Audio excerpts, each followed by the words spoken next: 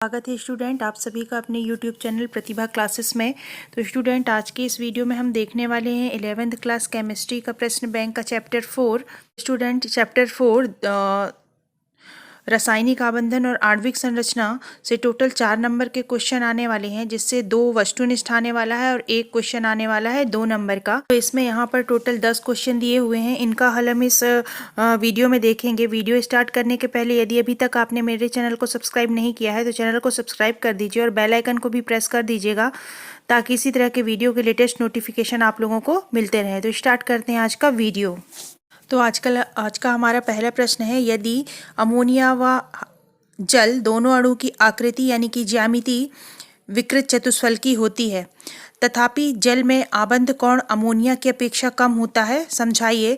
तो होता क्या है, यहाँ पर जल में ऑक्सीजन के पास 2 लोन पेयर ऑफ इलेक्ट्रॉन होते हैं, जबकि अमोनिया में नाइट्रोजन के पास 1 लोन पेयर ऑफ इलेक्ट्रॉन होता है। 2 लोन पेयर ऑफ इलेक्ट्रॉन 2 एकाकी इलेक्ट्रॉन युग्म के बीच में प्रतिकर्षण ज़्यादा होता है, जिससे H2O का बंध कोण NH3 की अपेक्षा कम होता है। H2O का बंध कोण 104.5 डिग्री होता है, जबकि अमोनिया का बंध कोण 160 डिग्री होता है।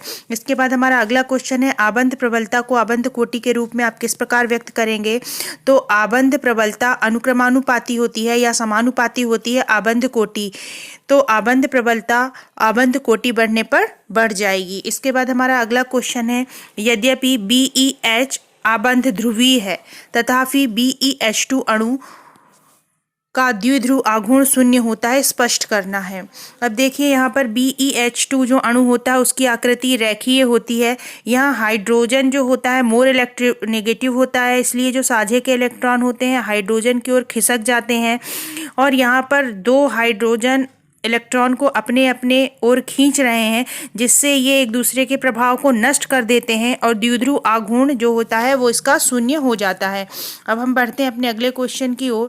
NH3 तथा NF3 में किस अणु का द्विध्रुव आघूर्ण अधिक होगा और क्यों। यहाँ पर आप NH3 और NF3 दोनों की संरचना देख पा रहे हैं। यहाँ पर NH3 में नाइट्रोजन की इलेक्ट्रोनेगेटिविटी ज़्यादा होती है, इसलिए इसका हाइड्रोजन जो है इसके इलेक्ट्रॉन नाइट्रोजन की ओर शिफ्ट हो जाते हैं। साथ ही साथ यहाँ पर आप देख रहे हैं नाइट्रोजन के पास लोन पेयर ऑफ इलेक्ट्रॉन है, इनका कक्षीय आघूर्ण भी होता है। इन सब की दिशा एक समान है। जबकि आप NF3 में देखिए फ्लोरीन की विद्युत ऋणात्मकता ज़्यादा होती है, जिससे इलेक्ट्रॉन फ्लोरीन की ओर शिफ्ट हो जाते हैं, जबकि नाइट्रोजन के पास कक्षीय आघूर्ण भी है। तो इन दोनों की दिशा जो होती है विपरीत होती है, तो जिसके कारण NF3 का जो द्विध्रुव आघूर्ण होता है वो कम होता है और NH3 का द्विध्रुव आघूर्ण अधिक होता है। अब हम बढ़ते हैं अपने अगले क्वेश्चन की ओर। क्या निम्नलिखित अभिक्रिया के फलस्वरूप बोरॉन व नाइट्रोजन परमाणुओं में संकरण की अवस्था में परिवर्तन होता है। यहाँ पर अभिक्रिया दी हुई है BF3 + NH3 gives F3B + NH3। तो यहाँ पर जो होगा नाइट्रोजन का संकरण अपरिवर्तित रहेगा, लेकिन जो बोरॉन का संकरण है वो sp2 से sp3 हो जाएगा। अब देखते हैं हमारा अगला क्वेश्चन। हमारा अगला क्वेश्चन है, यहाँ पर C2H4 और CH4 दिया हुआ है, इसमें सिग्मा और पाई बंध की संख्या बताना है।